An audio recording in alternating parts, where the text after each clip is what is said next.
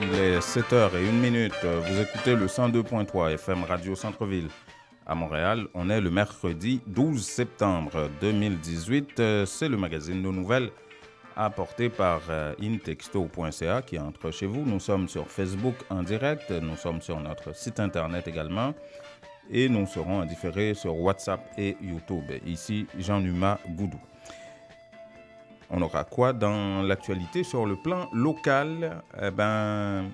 Le Parti libéral du Québec a fait une série d'annonces en ce qui a trait à l'emploi, la problématique de l'emploi. Vous savez, d'ici 10 ans, il y a 1,3 million d'emplois qui seront à pourvoir et un emploi sur 5 devrait être comblé par des nouveaux arrivants, des immigrants, des gens des communautés culturelles, mais comment les intégrer, comment convaincre des employeurs à les embaucher, comment les franciser.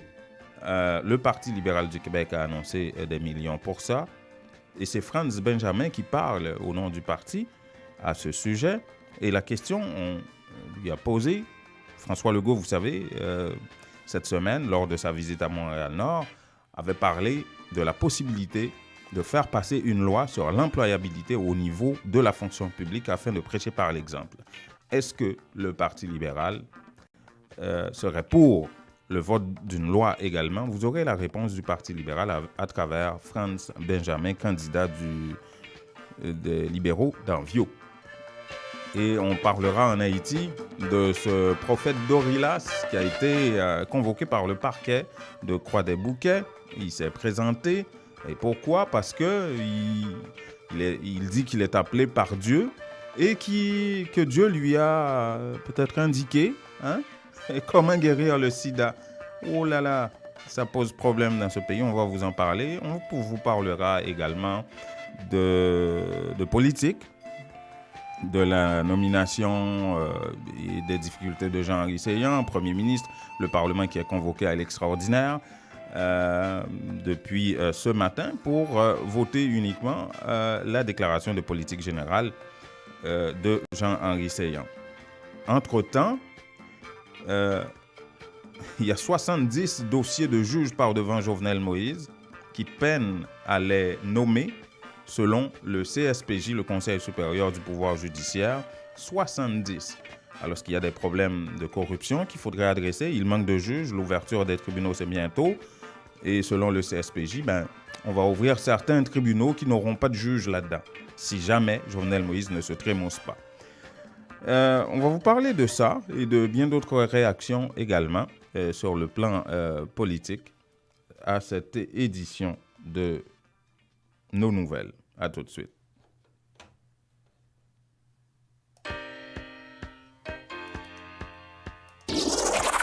La direction générale de Radio Centre-Ville et du Centre interculturel L'Auditoire est fière d'annoncer au public en général et aux auditeurs en particulier que dorénavant, le dernier samedi du mois de mars est retenu pour le gala annuel du 102.3 FM.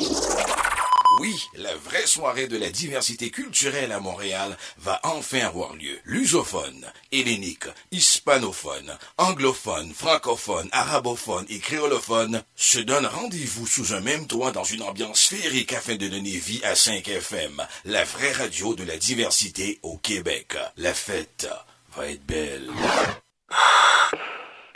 Vous dormez mal la nuit? Votre matelas vous donne des maux de dos? Eh bien, la Maison du Matelas Confort Plus a le somnifère pour vous. En plus des matelas confortables, vous trouverez chez Confort Plus tous les électroménagers à des prix d'entrepôt. 3 adresses pour vous servir. 5600 Henri Bourassa Est, local 34, téléphone 514 315 46 48 au 6425 Boulevard Léger à Montréal-Nord, téléphone 514 321 53 98 et au 2940 rue Remembérance à La Chine, téléphone 514 658 93. Votre confort est à la Maison du Matelas.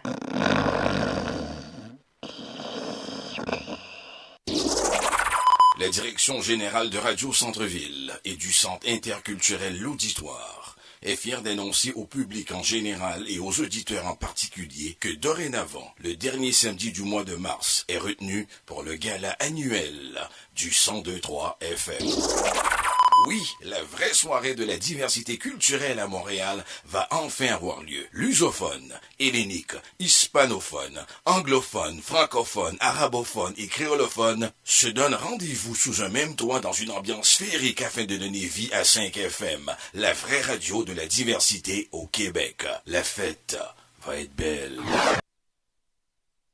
Nous pensons que les immigrants, l'immigration n'est pas une menace pour le Québec, contrairement à M. Legault, parce que M. Legault a déclaré que l'immigration était une menace pour la langue française, pour le Québec. Nous pensons que l'immigration est un apport, est une richesse pour la société québécoise, pour le développement économique, pour le développement social, le développement culturel de la société québécoise. Absolument. Et à cela, il y a plusieurs annonces qui ont été faites, plusieurs engagements qui ont été pris par nous. Un des engagements qu'on a pris au niveau de la régionalisation de l'immigration, on a annoncé, donc, sous un mandat du gouvernement du Parti libéral du Québec, nous allons accorder aux municipalités régionales de comté et aux municipalités qui exercent des compétences à ce niveau-là une aide financière de 10 millions de dollars sur 5 ans, afin de pouvoir travailler sur la régionalisation de l'immigration en partenariat avec Emploi Québec et les conseils régionaux du partenaire du marché du travail. Autre annonce que nous avons faite aussi, toujours dans le même sens, nous avons annoncé qu'on allait accorder 15 millions de dollars par année au MRC afin de favoriser non seulement l'intégration, parce que vous savez, lorsqu'on accueille des gens, lorsqu'on les intègre, il faut pouvoir les retenir. Et ces millions de dollars-là vont servir à la rétention des travailleurs venus d'ailleurs dans nos régions.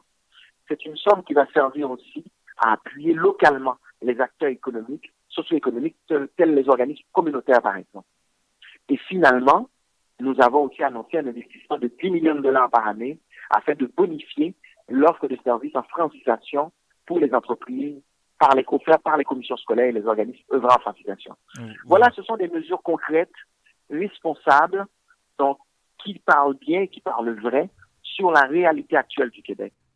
Voilà, vous avez écouté et vous avez identifié pour la plupart, en tout cas, la voix de Frantz Benjamin, qui est candidat sous le chapeau du Parti libéral à l'occasion des élections québécoises. Il est candidat dans Vio.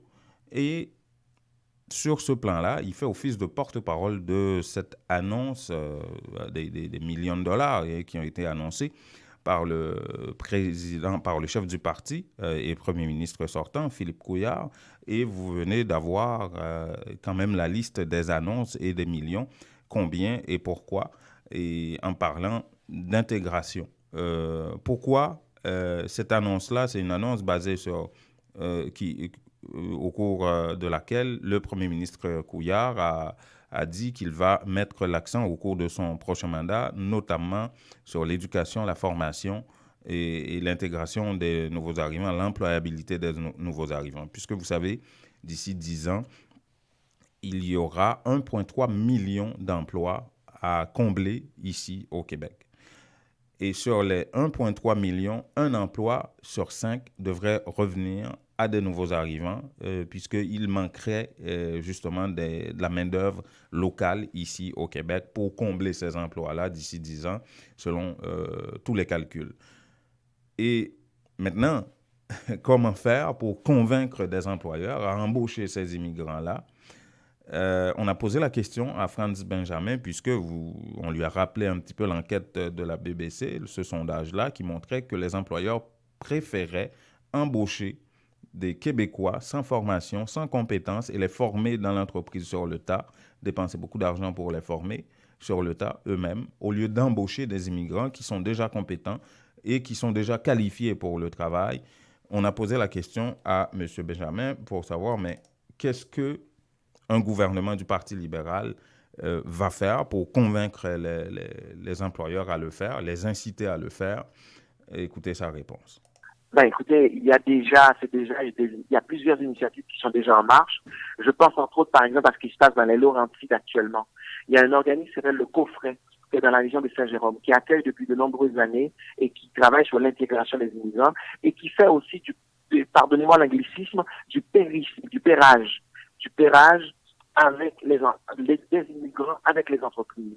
Donc ça, ce sont des choses sur lesquelles nous travaillons déjà. La stratégie de régionalisation, justement, permet de travailler sur ces enjeux-là. Mais au bout du compte, vous savez quoi? C'est sûr que nous avons à mieux outiller les immigrants qui vont travailler en région. C'est sûr que nous avons évidemment à mieux outiller aussi les employeurs. Mais ce travail-là, il se fait déjà. Et ce que je dois réaffirmer à nos lecteurs, nos lectrices, à celles et ceux qui nous écoutent actuellement, c'est de leur rappeler, c'est pas en faisant de l'immigration une menace qu'on va résoudre les problèmes de chômage, les problèmes économiques au Québec. C'est pas en faisant peur aux Québécoises et aux Québécois, donc sur la question de l'immigration, qu'on va régler les réalités auxquelles nous faisons face collectivement comme société. Aujourd'hui, plus que jamais, quand on veut prétendre diriger le Québec, on ne peut pas être divisif, on ne peut pas diviser les gens en faisant peur, en braquant l'idée que quand il y a des immigrants qui arrivent ici, c'est une menace pour la société québécoise. Ouais. Il faut combattre cette idée-là parce que c'est une mauvaise approche de quelqu'un qui aspire à diriger le Québec. Franz Benjamin, il faut rappeler un petit peu la position de la CAQ. On a posé la question à M. Legault lors de son passage à Montréal-Nord, à savoir, mais qu'est-ce que vous allez faire avec ces employeurs réticents?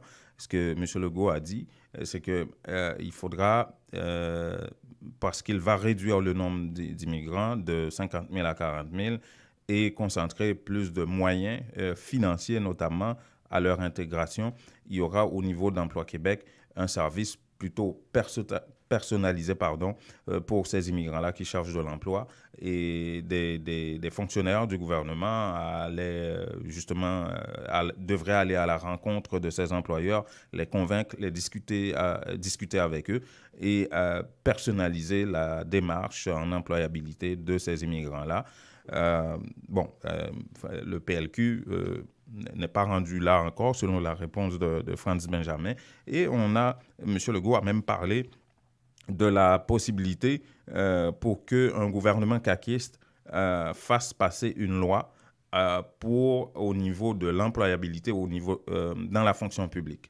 Vous savez, selon plusieurs données, il manquerait 25 000 emplois qui devraient être pourvus par des immigrants au sein même de la fonction publique, et c'est des emplois qui sont occupés par des Québécois de souche.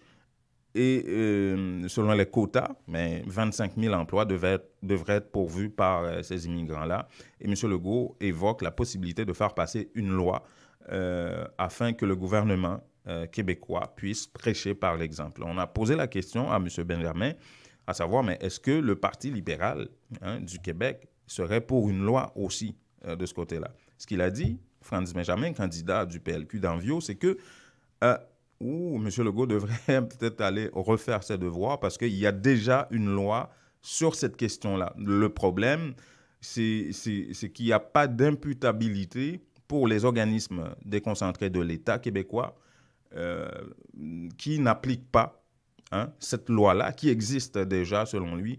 Ce n'est pas nécessaire d'aller vers une nouvelle loi puisque la loi existe déjà. Il faut trouver les moyens, les mécanismes pour faire appliquer et faire respecter cette loi-là. Écoutons Franz Benjamin.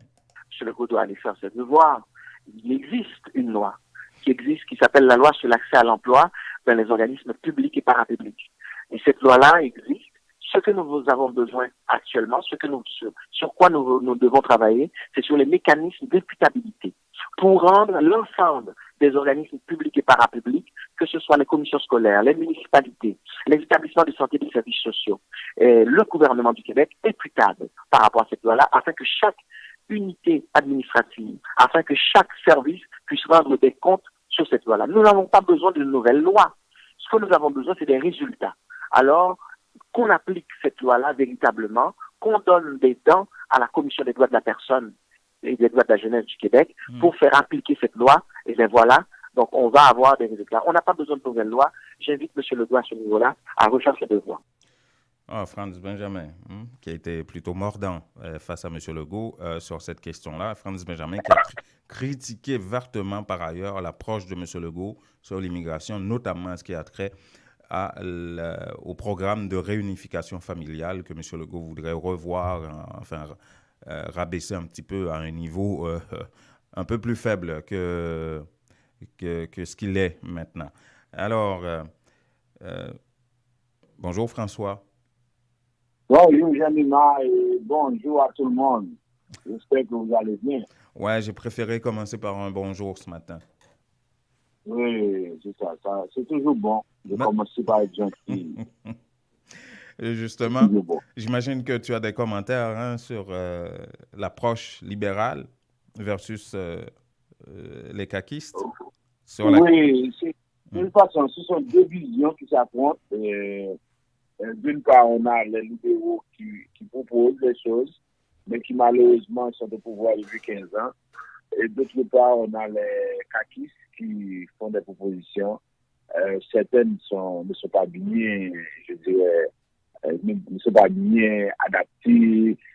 Comme on a toujours dit, peut-être que la CAQ ne savait pas qu'elle serait un jour en position de pouvoir. Alors, c'est sûr qu'il y a des parties où la CAQ devrait repenser les choses, mais là maintenant, on doit avoir plus d'informations, on doit essayer de poser de plus de questions Oui, pour mais comprendre. ouais, effectivement. Mais tout compte fait, on est un petit peu mal barré, les communautés culturelles, avec ces différentes approches-là. On sait, par moment, on ne sait plus vers où se pencher. Est-ce que c'est vers le Parti libéral ou vers les caquistes? Moi, j'ai rencontré hein, des Haïtiens, des Africains, et qui sont connus pour être militants caquistes et qui ne sont pas d'accord avec cette approche-là de M. Legault. Ben, l'une des approches qui concerne la réduction du nombre des immigrants. Oui, on avait dit, et on a repris ce que tous les spécialistes s'attendent pour dire. On n'est pas obligé de diminuer le nombre d'immigrants pour les intégrer. La question, c'est la volonté. C'est Ouais. la volonté. Mhm. Alors, M. Legault, lui, il a fait ce choix-là de la même façon que M. Ligier, même si on n'en parle peu. Oui. Ça veut dire que Ben, il est arrivé tard avec cette approche-là, lui. Oui, oui. Alors, il a fait ce choix-là parce que il y a 26% des gens qui quittent. Effectivement, on sait, ça c'est pas maintenant, c'est le goût qui nous l'apprend.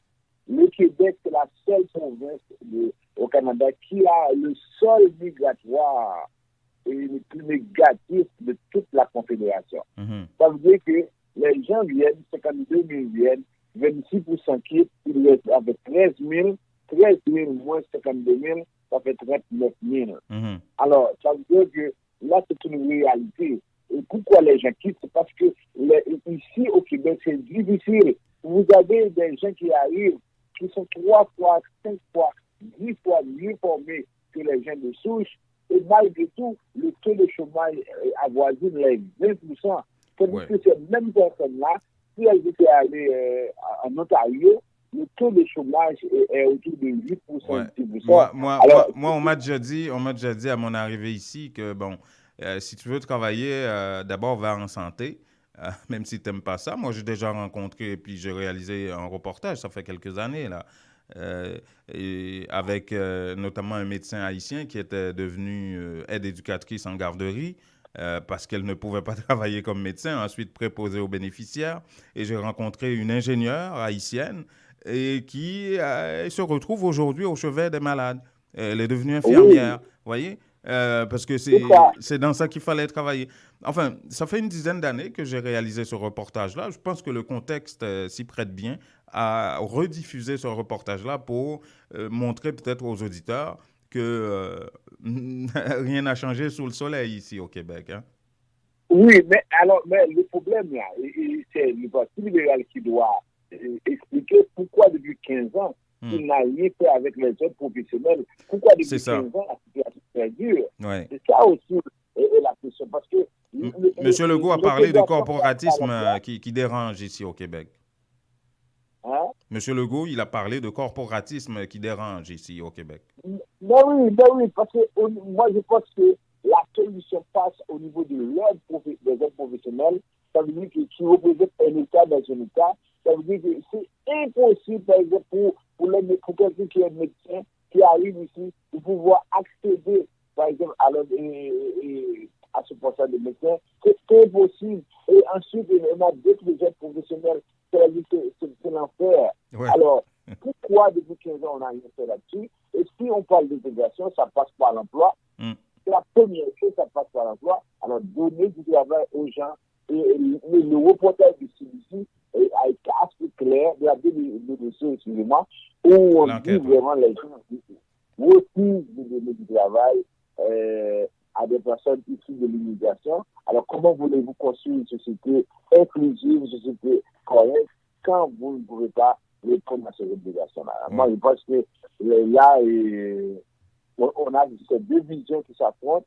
Alors là, il faut poser les questions aux candidats pour que les gens puissent faire des choix. Et j'invite les gens de la communauté, de toute la communauté aussi, à participer aux élections, à aller voter. Ça, c'est une autre grande et bonne question. Oui, il faut aller voter. Combien qui vont sortir véritablement pour aller voter?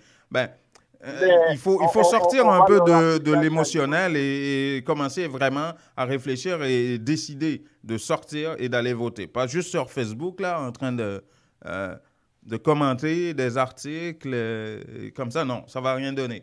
Le plus important, c'est d'aller voter. De faire un choix. Bon, exactement. De faire un choix et d'aller voter. Oui. Alors, hier, M. Justin Trudeau, le Premier ministre de l'Immigration, il a ajouté son grain de sel dans le débat. Ah oui, bon, voilà, tu nous arrives avec les informations maintenant.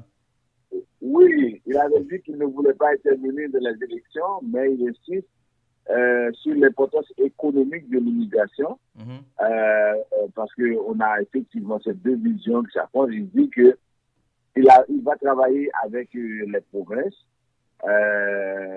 pour répondre à leurs priorités. Alors, on lui a posé des questions sur la promesse du chef de la CAQ d'établir les négociations. OK? Ouais.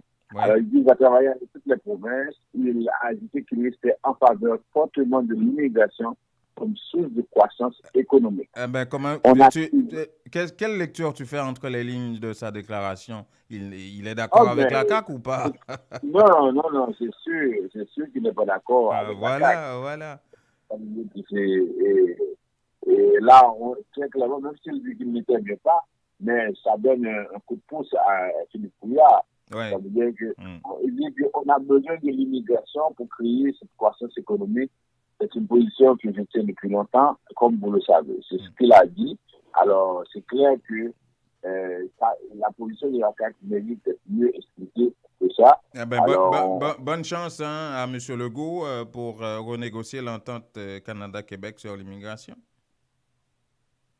Oui, et c'est sûr qu'à ce niveau-là, ça ne passera pas, mais lui, il a dit qu'il préfère diminuer le nombre de travailleurs qualifiés, des gens de l'immigration économique avec ça. Ouais. Bon, alors c'est ça comme on voulait enchaîner avec ça. Mais M. Legault lui a dit qu'il est content de voir qu'il est ouvert à discuter. Il dit que dès que son parti obtient le pouvoir, il va y avoir un mandat pour négocier avec le fédéral. C'est ce qu'il a dit. Alors, on verra. Et puis, en passant, M. Legault aussi a sommé le ministre Philippe Couillard de dire combien il va augmenter. Est-ce que c'est 60 000, 70 000? Combien il va augmenter le seuil d'immigration? Là encore maintenant, M. Legault persiste aussi. OK. Autre nouvelle, on apprend qu'il y a 32 173 migrants et étrangers en situation irrégulière qui sont déclarés inadmissibles au Canada. 32 000? 32 000, c'est un chiffre qui est conservateur. On dit près de 400 personnes de 53 nationalités différentes, dont 53 Haïtiens ont franchi également la frontière pour demander l'asile, ont été déjà expulsés. Ce sont des chiffres, mais il y a plus que 400. On était rendu à presque 600. Alors, on dit, ce nombre représente une petite fraction de 32 173 migrants, toutes nationalités confondues, dont la majorité est haïtienne, qui ont traversé illégalement les frontières terrestres du Canada depuis les États-Unis entre avril 2017 à la fin août 2018. Alors, on dit l'Agence des services frontaliers a déclaré que la décision du lieu de déportation d'une personne, parce que là aussi c'est une question qui est posée souvent à l'agence, est-ce que les gens peuvent retourner aux États-Unis? Est-ce qu'ils peuvent retourner? Où est-ce qu'ils doivent retourner? Alors, le principe, c'est que la personne retourne là où il y a sa citoyenneté, mais souvent, si la personne a 2 citoyennetés, la personne retourne là, dans le pays du passeport qu'elle a utilisé. Ça veut dire que si elle a 2 citoyennetés, elle est venue avec la citoyenneté, par exemple, haïtienne, alors elle va retourner en Haïti. Mais si elle avait la citoyenneté vénézuélienne, elle est venue avec un passeport vénézuélien, on va retourner la personne au Venezuela. Aussi simple alors, que ça. Ça veut dire que ça dépend de l'endroit où elle est arrivée, ça dépend de sa citoyenneté, ça dépend de son pays de naissance, tout ça, etc.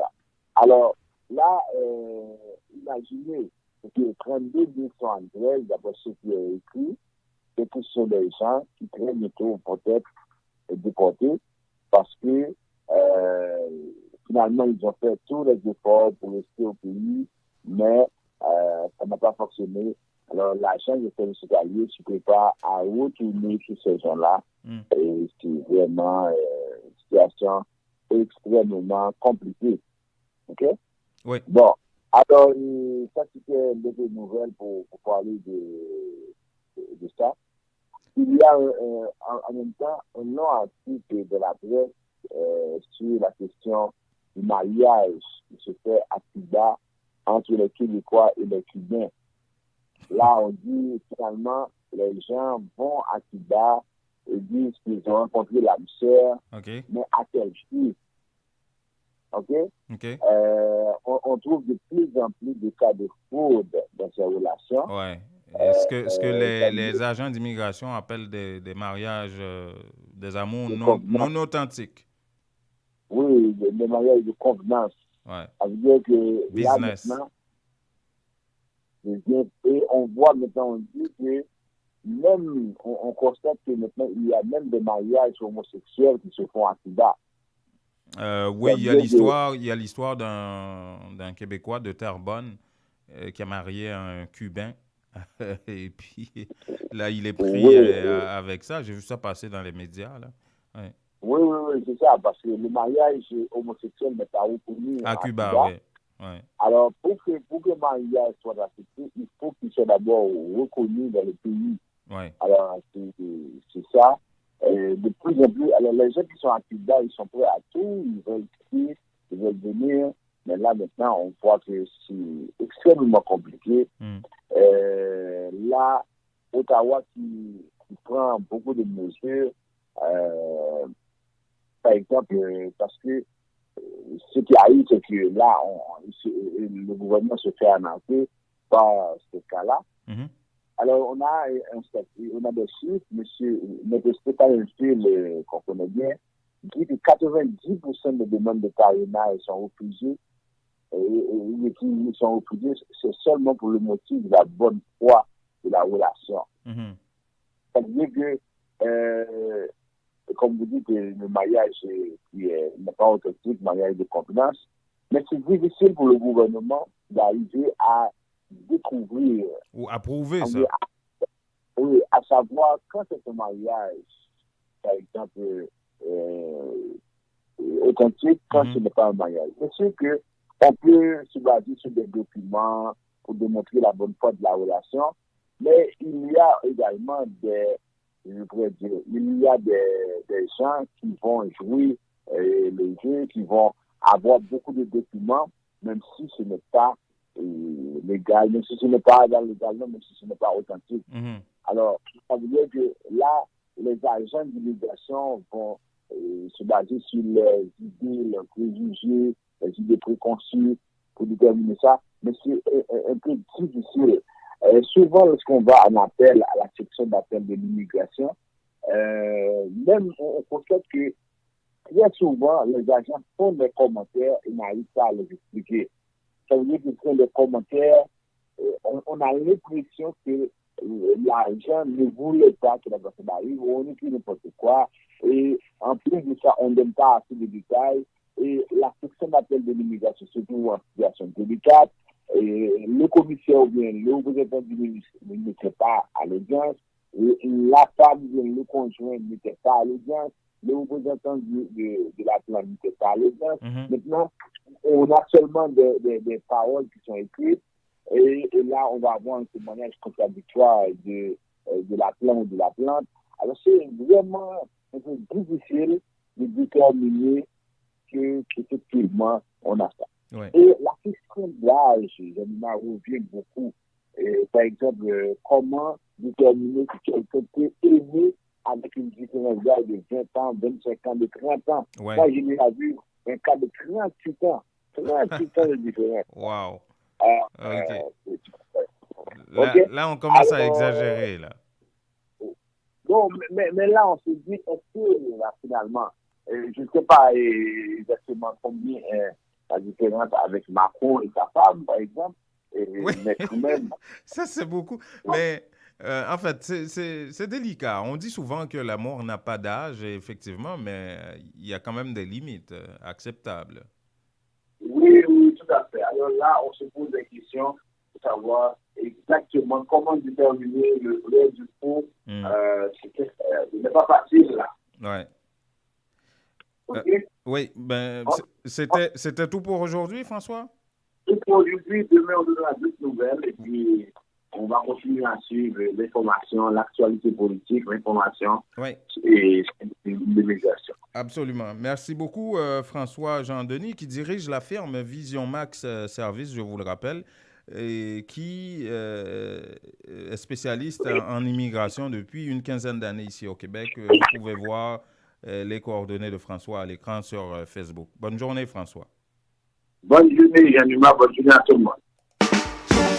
Christin Automobile, spécialiste de Chevrolet Buick GMC depuis 60 ans, situé à Pointe-aux-Trembles, au 12011 Sherbrooke-Est, vous offre 0% d'intérêt sur les modèles de 2018 jusqu'au 31 août. De petits modèles au camion, neuves d'occasion de toutes les autres marques. Appelez Event Suivrain directement au 438-501-6889 ou au bureau 514-640-1050.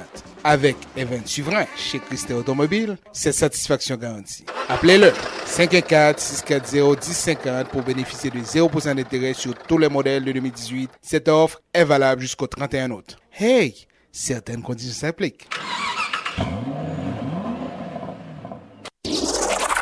La direction générale de Radio Centre-Ville et du Centre interculturel L'Auditoire est fière d'annoncer au public en général et aux auditeurs en particulier que dorénavant, le dernier samedi du mois de mars est retenu pour le gala annuel du 102.3 FM.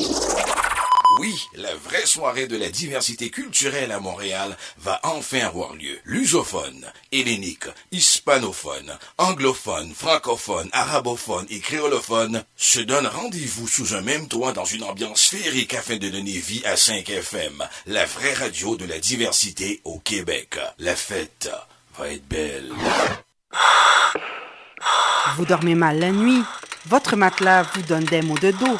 Eh bien, la Maison du Matelas Confort Plus a le somnifère pour vous. En plus des matelas confortables, vous trouverez chez Confort Plus tous les électroménagers à des prix d'entrepôt. 3 adresses pour vous servir. 5600 Henri Bourassa Est, local 34, téléphone 514-315-4648. Au 6425 Boulevard Léger à Montréal-Nord, téléphone 514-321-5398 et au 2940 rue Remembérance à La Chine, téléphone 514-658-93. Votre confort est à la Maison du Matelas.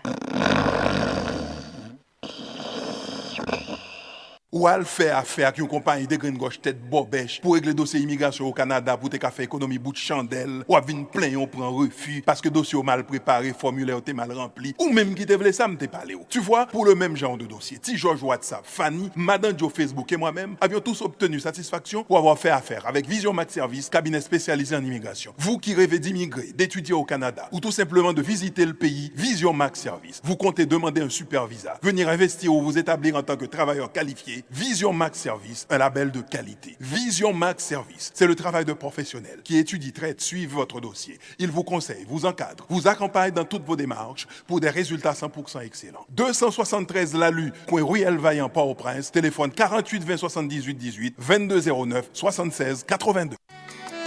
Les meilleurs produits pour la beauté de la peau se trouvent à Essence de Beauté. Aux 4 coins du monde, les produits Essence de Beauté vous rendront inévitablement splendide.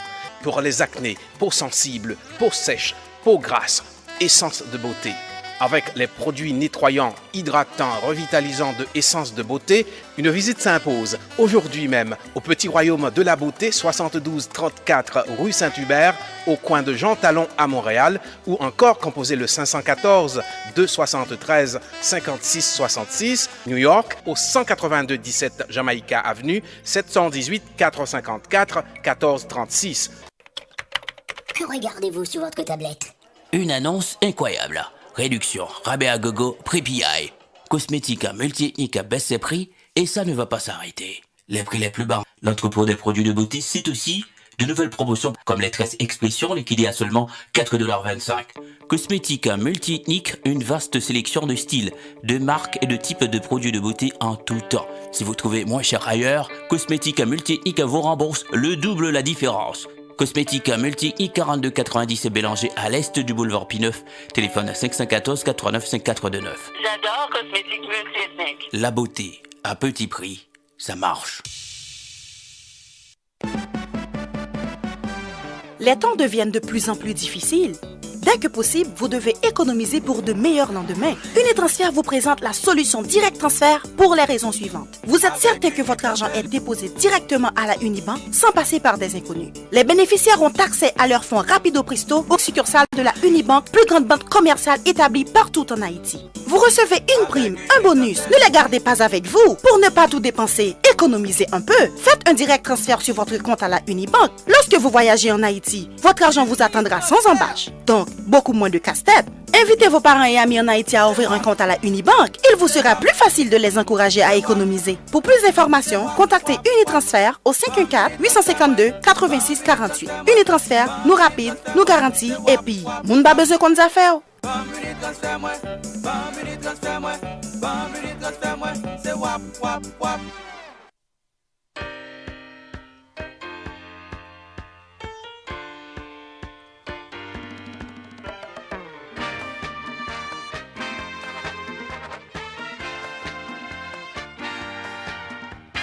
Oh là là, ça avance, 7h38 minutes. Vous écoutez le 102.3 FM, Radio Centre-Ville à Montréal.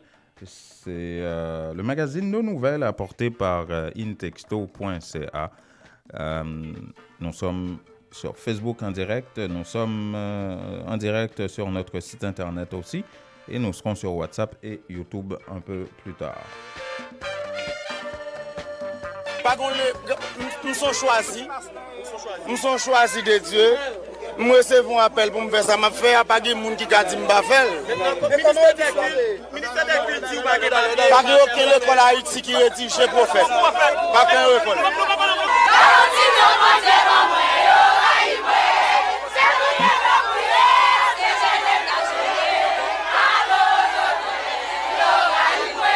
Oui, le pasteur, non, nous avons pour qui ça oui. Qui pasteur? Pasteur Mackinson.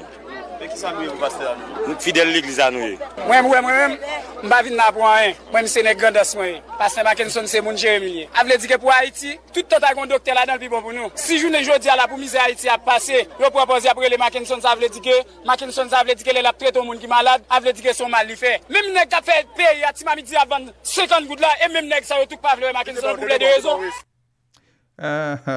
Vous l'avez entendu au tout début, Mackinson Dorilas, ou prophète Dorilas, qu'il se fait appeler, il prétend qu'il a le remède miracle et qui guérit le sida aujourd'hui. Il est en train de pratiquer ça. Il y a vraiment une ruée de gens malades de sida qui s'en vont chez lui, à son église, et il prétend pouvoir les guérir. Ça se passe à Croix-des-Bouquets. Ça a envahi les réseaux sociaux, tout comme l'affaire Petro-Caribé. Et maintenant, ça a atterri par devant des tribunaux. Hier, il a été convoqué par le parquet pour venir s'expliquer. D'abord, son église n'est même pas enregistrée, n'est pas reconnue par le ministère des Cultes. Et il est en train de pratiquer la médecine de la foi en tant que telle en Haïti. Et le chef du parquet a voulu en savoir plus. Et c'est pour ça qu'il a été convoqué au parquet hier, et ces fidèles que vous avez entendus, des dizaines de fidèles l'accompagnaient au parquet pour aller le défendre. Il y avait au moins 2 avocats aussi qui étaient là pour voir le côté juridique de la chose. Il n'est pas trop Il est plus futé que ça. Hein. Il s'est fait accompagner quand même de 2 avocats, comme je vous dis. Écoutons le chef du parquet de Croix-des-Bouquets, Yvon Jean-Noël.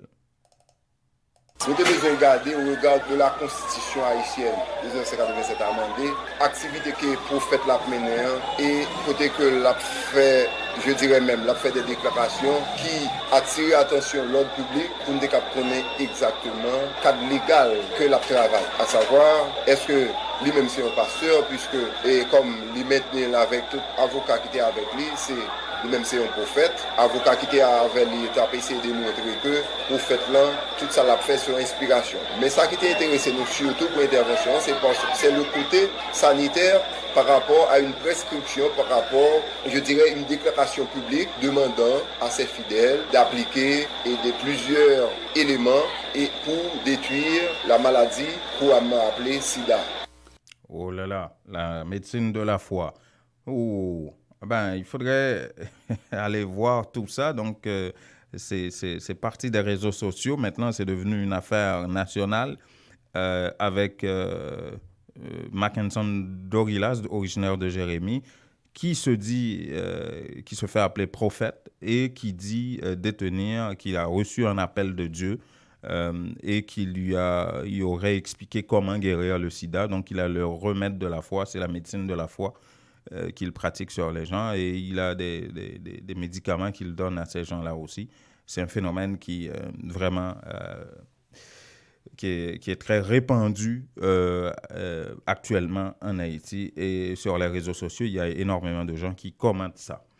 Et c'est pas seulement ça qu'on a comme problème à gérer aussi dans ce pays. Il y a le fait que, sur le plan politique, maintenant, le Parlement est entré en vacances, la Chambre des députés est entrée en vacances depuis lundi. Et hier, justement, Jovenel Moïse a publié un arrêté convoquant la Chambre des députés à l'extraordinaire. Et comme objet de convocation, il y a uniquement la déclaration de politique générale du Premier ministre. Écoutons l'un des principaux conseillers politiques de Jovenel Moïse, Guichard Doré. Pour session ça, extraordinaire ça, il a constaté à la ratification de la déclaration politique générale du Premier ministre. Normalement, session là, si on fini, il faut que ça, c'est-à-dire le message président a voulu dans le Parlement, a épuisé. Et c'est un compte de convocation. Donc le Parlement est convoqué en session extraordinaire. Selon la Constitution, il est convoqué le Parlement à l'extraordinaire où il est capable de ratifier politique générale au Premier ministre. Professeur Doré, c'est qui le séance ratification pour le ministre nommé à fait là? Bonne convocation qui fait pour le Parlement à l'extraordinaire, donc c'est demain et que le Parlement est convoqué. Donc ça, il revient au niveau du Parlement pour nous connaître là les aujourd'hui et le Parlement qui est convoqué demain en session extraordinaire pour la ratification de la politique générale du Premier ministre Jean Lycéen. Voilà. Ça, c'est Guichard Doré qui parle de cette question de convocation parce que Jovenel Moïse a besoin d'un Premier ministre parce que ça fait 3 mois, là, hein, et ça fait plus d'1 mois depuis qu'il a été nommé, Jean Lycéen. Mais Jovenel Moïse n'est pas trop pressé de nommer non plus au moins 70 juges pour préparer la réouverture des tribunaux le 1er octobre prochain. Et le Conseil supérieur du pouvoir judiciaire vient d'attirer l'attention publiquement du chef de l'État par rapport à 70 dossiers de nomination qui sont sur le bureau de Jovenel Moïse depuis des mois. Et des lettres ont été adressées justement au chef de l'État, au ministre de la Justice, à tous les paliers au niveau de l'exécutif, mais rien n'a bougé, ce qui fait que à la réouverture des tribunaux, si ça ne bouge pas le plus vite possible, il y aura des tribunaux qui n'auront pas de juges, même s'ils seront ouverts. C'est Samuel Boussiko, porte-parole du CSPJ, qui le dit. Il y a un conseil électoral qui est là. Là, il va y avoir des discussions avec les Là, dans l'état actuel des choses, nous avons environ 70 dossiers qui sont en souffrance au niveau de l'exécutif. Nous avons l'autre pour nous envoyer encore, mais puisque nous avons 70 environ dans l'exécutif qui peut rendre public, nous pas juger bon pour nous envoyer l'autre. Et donc, face à gros risque ça qui est capable de faire justice à bien souffrir, nous devons attirer attention président de la République là sur ça pour le capable de faire le nécessaire. Puisque le 1er octobre de cette année, il pourra gagner la réouverture des tribunaux. Et après cérémonie solennelle aux réouverture des tribunaux, on va joindre des juridictions malgré faire cérémonie qui ne sont pas capables de fonctionner pour carence de juges. Il y a des gens qui sont capables de demander est-ce que bien avant de tout ouvrir ça, tout canal administratif est épuisé? Justement, il y a des correspondances qui sont adressées au président de la République, nous va juger en public. Il y a des correspondances qui sont adressées au ministère de la Justice, nous va juger en public également. Voilà, Samuel Boursicot, justement, qui parlait de cette question de retard par rapport à la nomination de 70 juges. On parlait beaucoup politique, assez souvent de gens essayant des députés, des ci, des ça, l'image du Parlement. Mais il y a tellement d'autres problèmes et cette semaine, moi, je m'exerce un petit peu à vous amener le plus possible d'autres facettes de la réalité qu'on oublie. On entend souvent trop parler politique de parlementaires, ça occupe les médias de manière générale. Les éditions de nouvelles en Haïti, c'est souvent des politiciens qui occupent ça pendant 2 heures. La population et d'autres réalités, c'est comme si la vie s'arrêtait à une vie politique uniquement. Mais il y a le fait que, par exemple, ce problème-là de juge, le chef de l'État qui dit qu'il veut lutter contre la corruption, mais il n'y a pas de juge pour mener les enquêtes ou pour condamner des coupables, par exemple. Ça, c'est un problème majeur et ça, c'est l'un des aspects qu'il faut adresser dans ce pays-là aussi. Et il y a le fait que d'ici 12-13 mois maximum, il devrait y avoir des élections pour renouveler la Chambre des députés, un tiers du Sénat, vous savez, et puis des magistrats. Il devrait y avoir des élections d'ici 13 mois. Et on n'a pas parvenu depuis plus de 20 ans à constituer un conseil électoral permanent. C'est toujours un conseil électoral provisoire qui est là. Il y en a un qui est en place avec des conseillers qui faisaient quoi entre-temps, on ne le sait pas. Mais toujours est-il que le chef de l'État a rencontré ces conseillers-là cette semaine pour discuter de la faisabilité des prochaines élections et comment est-ce que ça devrait se passer.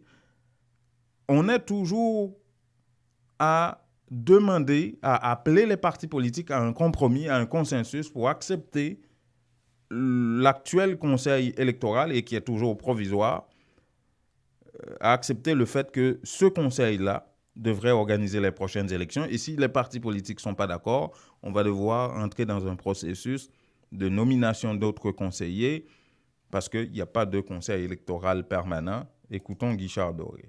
Il y a un conseil électoral qui là, il va avoir des discussions avec les acteurs, parce que normalement, c'est en fait des partis politiques, y compris les institutions publiques qui sont intéressées, donc on verra. Mais pour le présent moment, moi, je dis que pas quoi qu'il n'y a plus le temps déjà, non, sinon on voulait que pour l'élection, on fait attendre, demander un compromis, actif entre les différents acteurs que pour nous permettre l'élection faite. Parce que pour faire l'élection en Haïti, il y a pas de contraintes, ça veut dire contraintes infrastructurelles dans le pays. Au monde a besoin au minimum 13 à 15 à 13 mois pour faire l'élection. Ouais, nous ne pouvons pas gagner temps. Non, il y a 12 mois. Il faudrait dire que nous avons un calendrier serré, il faudrait dire que pour aller rapide. Donc, guerre contre la montre, mais si le président lui-même entend de convoquer l'élection, ça y est. Non, premier, ça, c'est le président qui peut le faire. Une fois qu'il a ratifié la déclaration de politique générale, le président va le convoquer le Parlement deuxième fois à l'extraordinaire pour voter la loi électorale. Il y a un conseil électoral qui là, il va... Eh bien, oui. Il faudra d'abord que Jean Risséan réussisse à se faire ratifier ou à faire ratifier sa déclaration de politique générale, ce qui ne se passera pas comme une lettre à la poste. Il y a même des parlementaires qui sont proches de PHTK qui menacent de voter abstention et qui affirment qu'ils vont voter abstention. C'est le cas du sénateur du Nord-Est Kedler Augustin, qui reste toujours un proche du PHTK et qui va voter abstention. Bah, pour me passer même avec l'autre monde. Parce que me dit ça, moi là, je dis, c'est parce que la population est très satisfaite de l'autre. Ou à quoi au gouvernement, ou à vous remonter, ou à défendre, j'aime toujours faire. Dans un premier temps, j'ai commencé, madame, d'être très critique à l'endroit du président et tout le gouvernement. Après ça, j'ai commencé au Cafoujov. Mais pression encore pour descendre au fond, asphaltage 3 km. De décembre à aujourd'hui, là encore pas grand rien qui a avancé. Donc, moi, je pense que faut que moi reviser batterie pour me garder parce que je ne pas senti véritablement que le département pas manqué priorité, c'est une priorité. À partir de ce moment, c'est votre population en bas, moi, qui me fait. Je voté abstention parce que moi, pas volonté. Donc, je dis, je viens comprendre que le département n'a pas priorité. Je voudrais que mon département soit une priorité pour le gouvernement. Ça, c'est Kedler Augustin. Et du côté du bloc des 15 députés de l'opposition, à la Chambre des députés, Abel Descollines, l'un des porte-paroles, critique également vertement la formation de l'actuel cabinet tel que présenté par Jean-Henri Séan. De moun qui pas jamais payé impôt, de moun qui pas jamais acquitté de redevances fiscales. Ces ministres, pour la plupart, ils ont choisi par des partis politiques qui pas rassuré que moun sa a respecté les critères constitutionnels. Dans le cadre de mise en place un gouvernement pour diriger le pays ça, nous constatons que il y a encore un guide suprême. Pendant que nous avons au Palais national un président qui répond au nom de Jovenel Moïse, qui, selon la Constitution, a dû assurer le bon marche institution, mais quelque part dans les hauteurs de Pétionville, il y a un guide suprême. Et c'est ce guide suprême qui a choisi ministre. Peu importe que ministre ça yo respecté la Constitution, peu importe que pas respecter les lois de la République, mais comme ils sont réputés proches des affidés de ce guide suprême, donc yo ministre envers et contre tous. Christin Automobile, spécialiste de Chevrolet Buick GMC depuis 60 ans, situé à Pointe-aux-Trembles, au 2011 Sherbrooke-Est, vous offre 0% d'intérêt sur les modèles de 2018 jusqu'au 31 août. De petits modèles de camions, neuves d'occasion de toutes les autres marques. Appelez Event suivant directement au 438-501-6889 ou au bureau 514-640-1050. Avec Event Suivant chez Christin Automobile, c'est satisfaction garantie. Appelez-le 514-640-1050 pour bénéficier de 0% d'intérêt sur tous les modèles de 2018. Cette offre est valable jusqu'au 31 août. Hey, certaines conditions s'appliquent. Voilà. 7h54, 3 minutes de commentaires pour voir un petit peu l'actualité haïtienne avec vous. Moi, j'aimerais arrêter de parler de politique aujourd'hui. D'une autre politique ou parler de la politique d'une autre façon, si vous voulez. Parce qu'on en a assez d'entendre des députés, des sénateurs tous les jours, dans les oreilles répéter, ressasser la même litanie. Ah oui, on est là pour le peuple, on est ci, on est ça. Regardez, il y a encore des députés qui se battent, une vingtaine de députés, pour reconduire un ministre de la planification comme si, en disant que, le prochain ministre n'aura pas le temps d'assurer la continuité de l'État. Ça n'existe pas, ça, dans ce pays-là. C'est Aviol Fleuran qui devrait débloquer l'argent. Un nouveau ministre de la planification n'aura pas le temps de le faire. Comment ça, il n'aura pas le temps de le faire? Qu'est-ce que vous faites de la continuité de l'État? Quel temps ça devrait prendre? Si ça doit traîner, ça va traîner avec Aviol Fleuran aussi. Esaü Prophète, député de Quartier-Morin, a dit que, récemment, ça fait 2 ans qu'il avait voté pour un projet dans son quartier et ça a pris 2 ans avant que ça se débloque. Mais Aviol Fleuran était là, pourquoi il ne l'a pas débloqué? C'est le système, ce n'est pas une question de Aviol Fleuran. Peu importe qu'on change Aviol Fleuran ou un autre, ça va être la même chose. Bon, bref. Maintenant, parlons de cette question, que ce soit de conseil électoral provisoire. Jovenel Moïse, lui, qu'est-ce qu'il gère? Il est là pour veiller à la bonne marche des institutions, je l'ai dit hier. Il a le dossier de 70 juges. Il n'arrête pas de parler de sa lutte anticorruption. Il a un dossier de 70 juges qu'on lui a envoyé juste pour les nommer. Et pourquoi il ne les nomme pas? La réouverture des tribunaux, c'est bientôt. Ça, il faut veiller à la bonne marche des institutions aussi. La justice, c'est une de ces institutions. Le Conseil électoral provisoire, c'est une de ces institutions. Pourquoi on n'arrive pas collectivement à monter un Conseil électoral permanent? Là, on est toujours à la case départ, renégocier, chercher des compromis avec plus de 100 partis politiques. Eh bien, bonne chance avec ça. Plus de 100 partis politiques pour accepter que l'actuel Conseil électoral provisoire puisse organiser les prochaines élections. Wow! On sortira de l'auberge comme ça, hein? Bravo. Il est 7h57. Jovenel Moïse, hein, qui veille à la bonne marche des institutions. Félicitations. Voilà, 7h57, merci. Ici Jean-Luc Magoudou, c'était Nos Nouvelles avec Intexto.